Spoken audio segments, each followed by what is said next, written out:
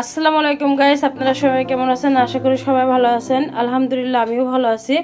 আজকে আমি বানাবো একটা ডেজার্ট, বাট ডেজার্টটা আপনাদের সাথে শেয়ার করতে চলে আসলাম। সো এখানে আমি নিয়েছি অরেঞ্জ, দেখেন। তো এটা দিয়ে আমি ডেজার্টটা তৈরি করব। তো এটাকে এখন আমি এটার খোসাটা ছাড়িয়ে নিব। এখানে আমি নিয়ে নিয়েছি 1 কেজি গরুর দুধ, সেটা লিকুইড জাল করে নিয়েছি ঘন করে। বাট এখন আমি দিয়ে দেবো এটার মাঝে চিনি। চিনিটা আপনারা যেরকম পছন্দ করেন সো আন্দাজ মতো দিবেন। তো আমি এখন দিয়ে দিলাম চিনিটা আমি কম দিব, কারণ আমি কনডেন্স মিল্ক এখানে ইউজ করব, এই জন্য। এটাকে আমি ভালো করে জল দিয়ে ঘন করে নিব। তো এখানে আমি দিয়ে দেবো 1 চামচ গুঁড়ো দুধ। গুঁড়ো দুধটা দেওয়ার চেষ্টা করবেন, তাহলে এটা অনেক মজা লাগে খেতে। তো এখানে দিব আমি 1 চামচের মতো ভ্যানিলা এসেন্স। ব্যাস।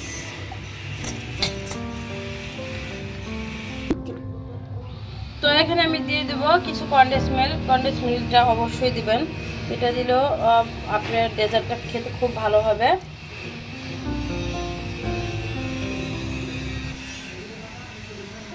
দেখেন এখানে আমি দিয়ে দিলাম আগার আগার পাউডার।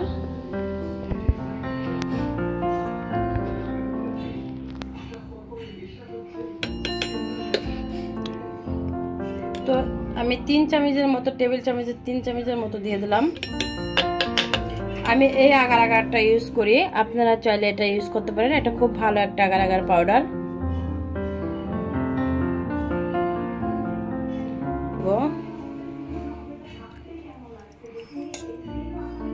কারণ আপনারা জানেন আমার দুধটা গরম দুধের মধ্যে আগার আগার পাউডারটা দিলে জমে যাবে বা পুরোটা হবে না, এই জন্য আমি গুলায় দিতেছি।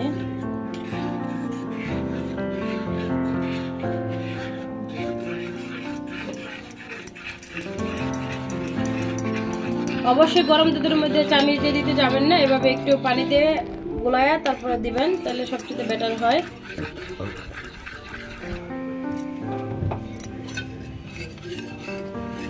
তো এখন আমি মিশ্রণটা ঢেলে দিব, বাট ঢালার সময় আপনি এটাকে ভালো করে লাড়তে থাকবেন। গরম দুধের মধ্যে যেহেতু দিতেছেন, এটা যাতে দলা পাকায় না যায় সেজন্য এটাকে ভালোভাবে লাড়তে থাকবেন। দেখবেন এটা সুন্দর মতো সেট হয়ে যাবে, ঘন হয়ে যাবে। আগার আগার পাউডারটা দেওয়ার কারণে দেখবেন আপনার দুধটা পুরোই ঘন হয়ে যাবে।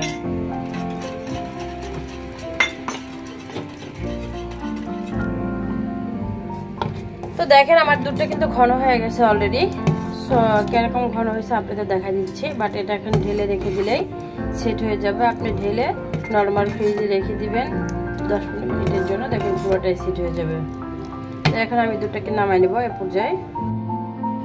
তো গাইস আমি দুধটাকে ভালো করে ঠান্ডা করে নিলাম, কারণ গরম দুধ সাথে সাথে দিতে যাবেন না। গরম দুধ দিলে কি হয়, বোতলটা গলে যাবে, এই জন্য দুধটাকে একটু ঠান্ডা করে নেবেন। আমি ঠান্ডা করে দিছি। এবার আমি বোতলের মাঝে এটাকে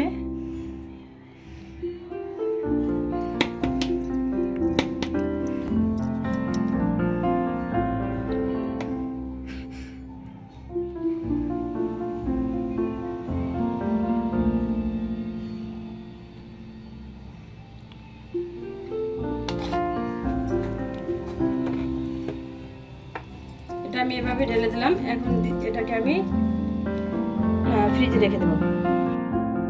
আমি ডেজার্টটা কোট করার জন্য এখানে চকলেট নিয়েছি, চকলেট চিপস। আপনারা চাইলে ডার্ক চকলেটটাও নিতে পারেন বা চকলেট কোকো পাউডার দিয়েও করে নিতে পারেন। সো আমি চকলেট চিপসটা নিয়েছি, নিচে দিয়ে দিছি গরম পানির উপরে একটা হাঁড়ি বসাই দিছি এভাবে, আর দিয়ে দিছি বাটার সাথে। এখন আমি এটাকে গালাবো।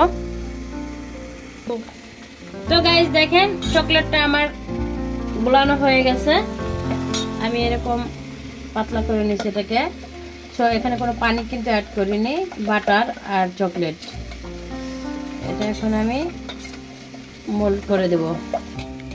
তো আমি ওটা কিন্তু বোতল থেকে কেটে বের করে নিয়েছি, ডেজার্টটা কেচি দিয়ে কেটে বের করেছি। এর আগে ভিডিওতে আমি নিচে আপনাদের দেখাইছি কিভাবে বের করছি। সো একই প্রসেসে আমি এটাকে বের করে নিয়েছি। এখন আমি দেখেন এই চকলেটটা এটার উপরে দিয়ে দেব।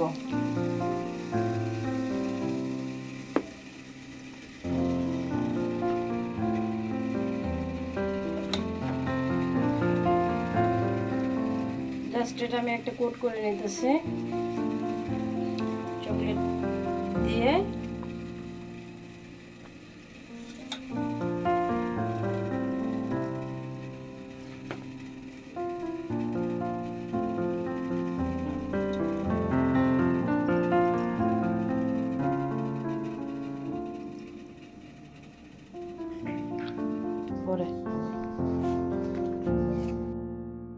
তো গাইস দেখেন আমি দুইটা ডেজার্টে বানিয়ে নিয়েছিলাম, একটা ডেজার্ট আর একটা মিল্ক পুডিং বানাইছিলাম।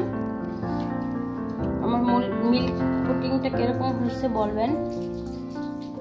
আর এটা আমার ডেজার্ট, যেটা চকলেট লেয়ার দিয়ে আমি উপরে বানাইছিলাম অরেঞ্জ ভিতরে ভরে। এর আগে আমি এরকম একটা ডেজার্ট আরও দিয়েছিলাম, তো এটা একটু আলাদা ধরনের, এটা আমি চকলেট দিছি।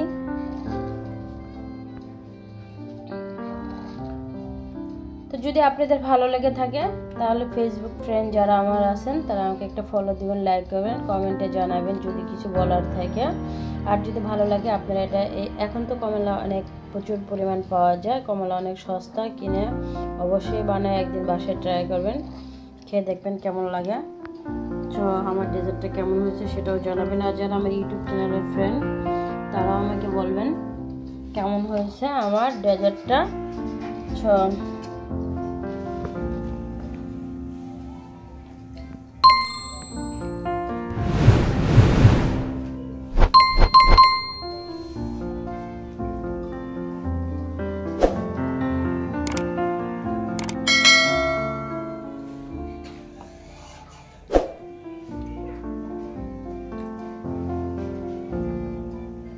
আজকের ভিডিওটা এই পর্যন্ত ছিল। ভালো থাকবেন সবাই, আমার জন্য দোয়া করবেন। আল্লাহ হাফেজ।